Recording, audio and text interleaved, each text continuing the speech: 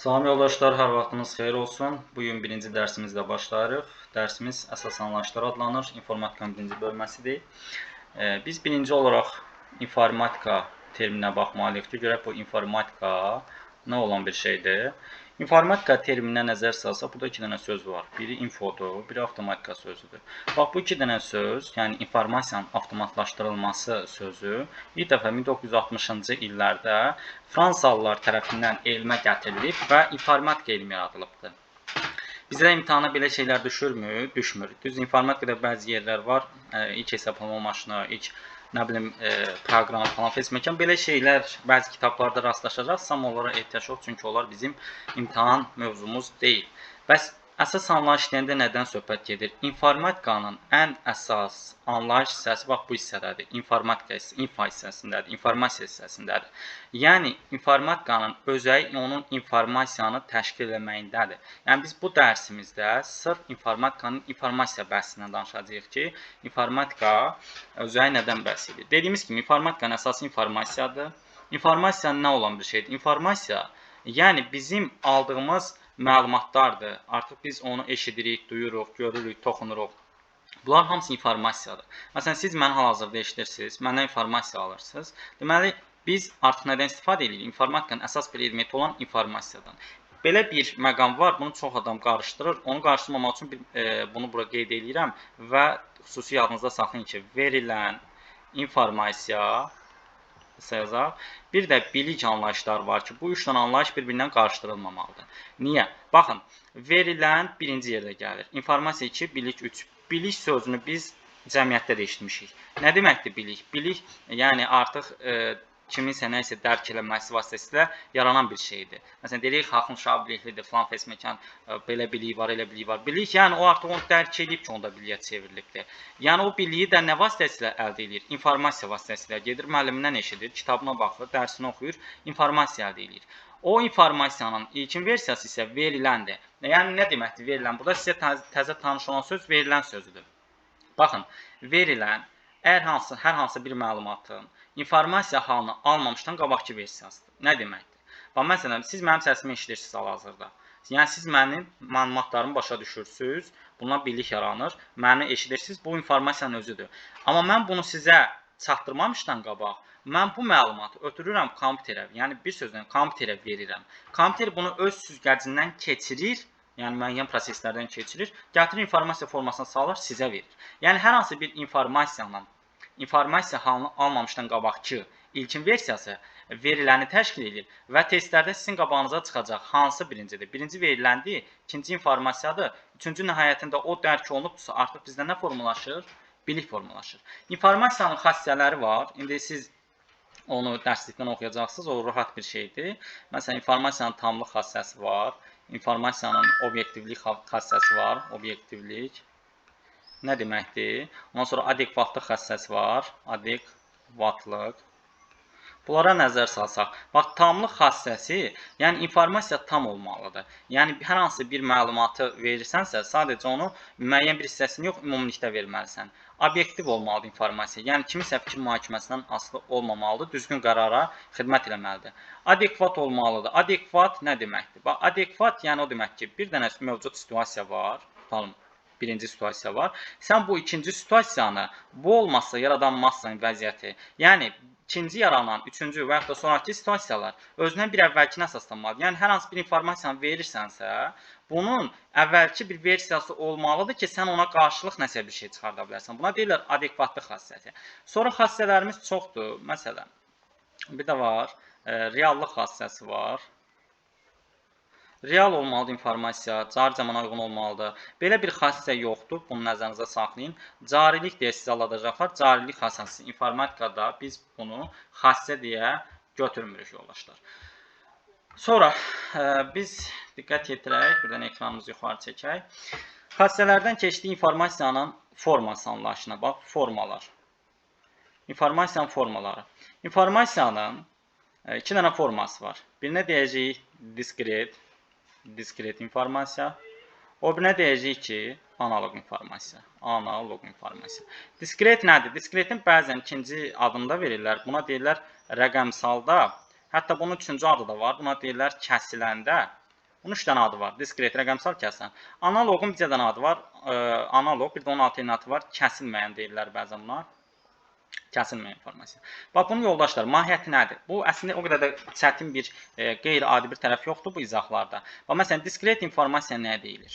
Diskret sözünü gördünüzsə, kommunikasiya, telefon, kompüter. Yəni, telefonla kompüterin ötürdüyü informasiya diskretdir. Analoq, özün danışırsansa analoqdur. Sən, məsələn, telefonla danışırsan, tamam, buradan oturubsan, danışırsan hər hansı bir ölkə ilə, Fransa ilə, Rusiya ilə və yaxud da yaxınında bir 2 kilometr məsafəndə. Telefonla danışırsansa diskretdir. Yox, üzbəsürət danışırsansa analoqdur. Yəni, insan hər hansı bir texniki qurğudan istifadə edərək danışırsa, bu onun diskret informasiyasıdır. Analoq nədir? Analoqdakı təbiidir. Yəni, danışırsan, üzbəyüz oturub danışırsan. Və bunların fərqi nədir? Niyə buna rəqəmsal deyirlər, niyə kəsilən deyirlər? Bax, sən telefonla danışırsan. Telefonla danışanda, telefonda olan o xüsusi qurğular səsini rəqəmsallaşdırır. Yəni, kodlara çevirir. Və bu kodlar da 0-1 kodlarıdır. Rəqəmsal kodlara çevirir. Bunu ötürü qarşı şəxsə. Bən niyə kəsiləndi? Kəsilən də ona görə ki, telefonla danışırsan. Telefonun bataryası bitdisə, sən əlaqən kəsəcək. Deməli, buna deyirlər kəsilən. Analoqda belə bir şey deyə bilərikmi? Məsələn, üzbəsürət danışmışıq. Biz batarya ilə işləyirik? Yox. Bizim zaryakamız var? Yox. Deməli, bizim informasiyamız heç vaxt kəsilməyəcək. Analoq insanın informasiyasıdır, yəni təbiidir. Diskret informasiya isə kompüterin emal etdiyi informasiya demiş olacaq yoldaşlar. Deməli, sonra keçək. Qalan yerlər belə deyək, informasiyanın xassiyələrini demişik, informasiyanın formaları dedik və informasiyanın ötürülmələri, formalar falan var. Onlar da PDF-imiz öz əksini tapıbdır. Əsas məsələyə keçək, informasiyanın ölçü vahidlərinə.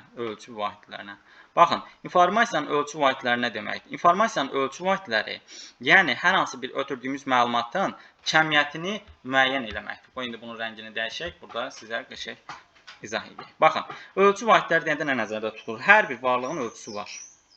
Məsələn, çəkinin də var, uzunluğun da var. Eləcə də bizim ötürdüyümüz məlumatların da bir tutumu var. Bunların ən balacası, ən xırdası bitdir. 2 dənə söz var burada. Deməli, binari digit. Binari digit sözünün birləşməsindən yaranıb bit. Ən xırda ölçü vahidi. Zənn edin ki, bu milligramdır. Sonra gəlir qram, fesimekan deyəcəm onları. Ən kiçik informasiyanın ölçü vahidi desələr nədir? Deyəcəksiniz bitdir. Bitlər təşkil edir özləri baytları. Bitdən sonra gəlir bayt. Və bununla bağlı xüsusi bir qeydi deyim ki, bayt informasiyanın ən əsas, bax, bit ən kiçikləridir bunların. Bayt isə ən əsas belə deyək, ölçü vahidləridir. Yəni, bu ən kiçik evin qardaşıdır, son beşikdir. Bayt ən əsasdır, ən çox qazanc gətirən adamıdır. Deməli, baytlar təşkil edir nəyi? Kilobaytları. Kilobaytlar təşkil edir megabaytlar. Megabaytlar təşkil edir gigabaytlar. Gigabaytlar təşkil edir terabaytları. Nətər biz bunu milliqram, qrama, qram, kiloqrama, kiloqram tonu təşkil edir? Bax, eyni məntiqdir. Biri o birini təşkil edir. Yəni, bit baytı təşkil edirsə, eyni zamanda bit kilobayt da təşkil edib, megabayt da təşkil edib. Yəni, bunlar bir-birindən asılı kəmiyyətlərdir. Biri həmçinin ondan sonra gələn kəmiyyətləri təşkil eləmiş olar. Burada indi əsas məsələ nədən ibarətdir? Burada siz bu ölçü vahidlərin biri o birinin nə qədər, hansı ölçüdə təyin edilir, onlara baxaq. Baxın, bitlə baytı almaq üçün, bitdən baytı almaq üçün. Yəni, mən əgər bir dənə bayt yaratmaq istəyirəmsə, bir baytı almaq istəyirəmsə, mənə ən azı 8 dənə bit lazımdır. Yəni, 8 dənə bit olmalıdır ki, mən nə yarada bilim? Bir dənə bayt yarada bilim. Baxın, bitlə baytın arasındakı fərq 2 üstündə 3'dür. Yəni, bax, bu 8. Bitlə baytın arası 8'dir. Baytla kilobaytın arası 2 üstündə 10'dur. Yəni, 1024'dür. Bizcə də nə deyəcək ki, bitlə baytın arası 8'dir. Qalan hamısının arası 1024'dür. Bunda məntiqini bayaq dedim, bir də deyirəm. Birindən o birini almaq üçün nə qədər nədən istifadə eləməlisən, onu göstərir. Məsələn, bir bayt almaq üçün 8 dənə bit istifadə eləməlisən. Onda gəlin fikirləşək, bir dənə kilobayt almaq üçün biz nə qədər bayt istifadə eləməliyik? Bəli, düz deyirsiniz. 1024 dənə baytdan istifadə eləməliyik. Eləcə də bir dənə megabaytı almaq üçün nə qədər mən kilobayt istifadə etməliyəm? 1024 dənə kilobaytdan istifadə etməliyəm ki, bir dənə megabayt almış olum. Yəni, yoldaşlar, bir öncəki, sonrakini təşkil etmək üçün bitlə bayt istisna olmaqla qalanların hamısındakı, bunların arasındakı fərq 2 üstündə 10'a, yəni 1024'ə bərabər olmuş olacaq. Bax, indi sizə burada əsas məsələ nədən ibarətdir, nəyə diqqət eləməlisiniz? Birindən o birini necə almaq olar? Bax, bayaq da mən dedim, dərsin, bax, bu hissənin izahına başlayanda. Əgər 1 baytı təşkil etsə, deməli bayt kilobaytı da təşkil elədiyi məntiqinə əsaslanıb deyə bilərik ki, eyni zamanda bitlər kilobaytları da təşkil edir, megabaytları da təşkil edir, digər ölçü baytlarını da təşkil eləmiş olur. Və siz yaxşı deyəcəksiniz ki, bunlar necə alaq? Baxın, burada məntiq var. Böyükdən kiçiyə məntiqi var, kiçikdən böyüyə məntiqi var. Böyük ölçü vahidindən kiçik ölçü vahidinə keçəndə, onda biz istifadə edirik vurma əməliyyatından. Kiçik ölçü vahidindən böyük ölçü vahidinə keçəndə bölmə əməliyyatından istifadə edirik. Nə deməkdir? Baxın, bunu yanınızda saxlayın. Bu dəqiqə biz hansı ardıcılıqla düzmüşük bunu? Lap kiçik qardaşdan böyük qardaşa qədər, terabayta qədər, öyün böyük qardaşına qədər düzmüşük. Düzdür? Deməli, bit, bayt, kilobayt, megabayt, gigabayt, terabayt ardıcılığı kiçikdən böyüyədir. Deməli, bunların hər hansından kiçikdən böyüyə keçəndə hansı əməliyyatdır? Bölmə. Tərsinə gəlsək, terabaytdan gigabayta, gigabaytdan megabayta, kilobayta, bayta bitər. Gəlsə hansı əməliyyatdır? Vurma əməliyyatdır. Məntiqi nədir? Bax, məsələn, deyəcək ki, bizə, gəlin əvvəlcə böyükdən kiçiyə keçməyə baxaq. Deyəcək ki, 3 bayt vermişəm sənə. Bunu hesabla mənə deyək ki, bu neçə bitdi? Sən əvvəlcə baxmalısan görüm, bu böyükdən gəlib kiçiyə, yoxsa kiçikdən böyüyə qayıdıbdır. Baxırsan, baytdan bitə keçməyini istəyir səndən. Yəni, böyük ölçü vahiddən kiçiyə keçirsən. Deməli, hansı əməliyyatdır? Vurma əməliyyatıdır. Nəyi nəyə vurursan? Burada verilən bu rəqəmi, əmsalı vurursan, hansı ölçü vahidlərini keçmək istəyirsənsə, onlar arasındakı fərqə. Bunlar arasındakı fərq nə qədər? 8-ə. 3 vuraq 8 nə qədər eləyir? 24. Deməli, bu nə qədər bit varmış? 24 bit var. Gəlin, onda bundan bağlı birində baxaq. Bit baytla bağlı. Baxın, harada yazaq? Gəl bunun yanında yazaq. Məsələn, desək ki, 10 bayt var. Bərabər neçə bitə? Nə demişdik? Kiçikdən böyüyə gəlirik. Hansı əməliyyatdır? Vurma əməliyyatı. Nəyə vuracaq? Əvvəldəki rəqəmi, aradakı fərqə. 2 üstündə 3-ə. Yəni 8-ə vursaq, bunların arasında nə qədər eləyəcək? 80 bit etmiş olacaq. Ümidvaram bunun məntiqini başa düşdünüz. Digər ölçü vahidlərinə də nəzər yetirək ki, tam yadımızda qalsın. Bax, məsələn, bizə deyəcək ki, 2 megabayt vermişəm sənə. Bunun topla, vur, çıx, nə alırsan qayır, bunu kilobaytla tap mənə de. Sən baxırsan ki, megabaytdan kilobayta gəlmək istəyir. Deməli, böyükdən gəlirsən, məntiqi böyükdən gəlirsə, nə idi? Vurma əməliyyatı. Nəyə vurursan? 2-ni. Nəyə vuracaqsan? Bu dəfə 8-ə vurmayacaqsan. Çünki bunların arasındakı fərq 2 üstündə 10-dur. Deməli, sən gətirib 2 üstündə 10-da əzbər bilirsən ki, 1024-dür. 1024-ə vursan, bərabər deyiləcək 2048 kilobayta bərabər olacaq.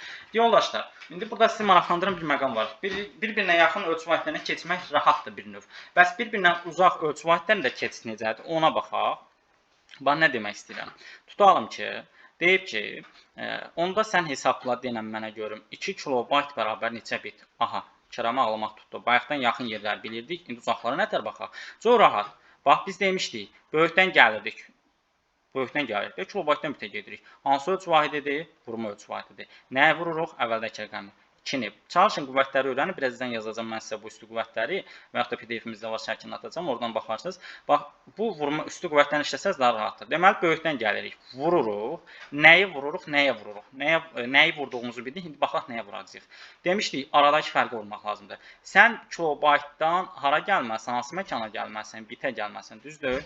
Nə qədər yol keçirsən? 2 üstündə 10 buranı atlayırsan, deməli, gətirirsən birinci vurursan 2 üstündə 10-a. Vurduq 2 üstündə 10. 2 üstündə 10-a vuranda nəyə gəldin, çıxdın? Bayta gəldin, çıxdın. Sənə nə lazımdır? Bit lazımdır. Baytdan da bit almaq üçün nə lazım idi? 2 üstündə 3. Vurursan bir də 2 üstündə 3-ə. Bir dənə söz istəyirəm. Aha. 2 üstə 3-ə vurduq. İndi bax, nə eləyək? Nə tər eləyək? Riyaziyyətin belə bir bizə verdiyi qayda var. Əsas eynidirsə, vurma əməliyyatında üstləri toplaya bilərsən. Onda bu nə eləyəcək? 2 üstündə 14 bitə bərabər olmuş olacaq. Yəni 16384 bitimiz olmuş olacaq. Keçək indi bəzi nümunələrinə baxaq bunun. Səhifəmizi yeniləyək bir dənə dostlar.